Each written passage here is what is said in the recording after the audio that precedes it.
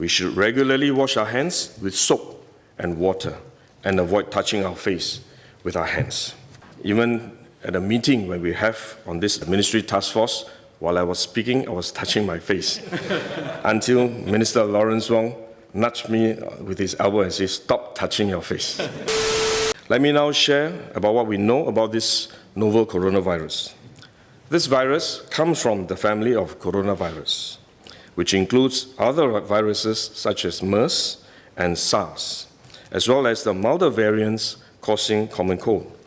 The medical consensus at this moment is that the novel coronavirus is more transmissible but appears less deadly than SARS. Evidence suggests that the rate of human-to-human transmission of this virus appears to be higher than that of SARS. For now, the evidence also suggests that transmission is mostly via droplets. What this means is that the virus is carried within droplets emitted from an infected person over a short distance, such as when a person coughs or sneezes.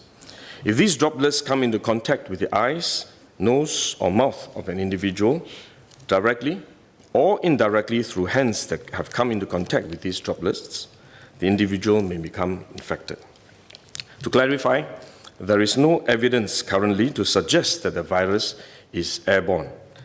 There are other viruses, such as the chickenpox, which can easily be transported via air currents and do not require droplets to contact the eyes or nose.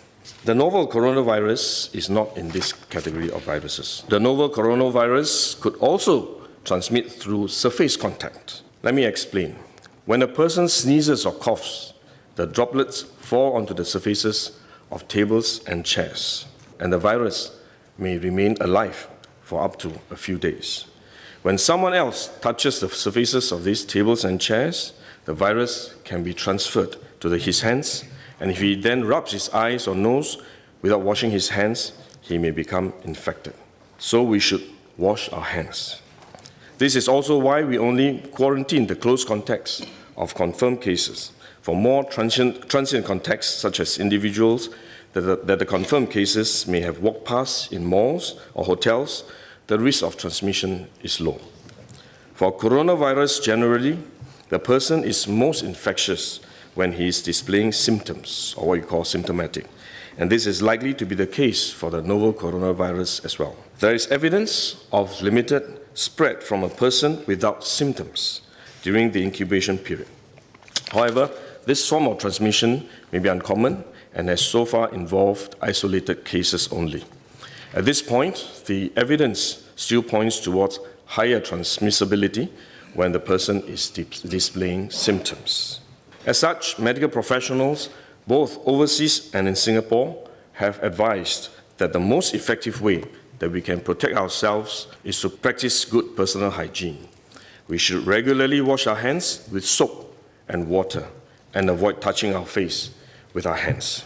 These may sound simple, but actually they're very difficult to do because all of us touch our face all the time. Even at a meeting when we have on this ministry task force, while I was speaking, I was touching my face until Minister Lawrence Wong nudged me with his elbow and said, "Stop touching your face."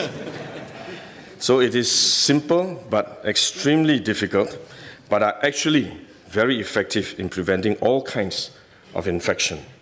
Potential infection from asymptomatic persons, in fact, is less likely to be from coughing or sneezing directly because they don't have symptoms. They are not sneezing or coughing, but more likely by touching contaminated surfaces, for which masks offer no protection.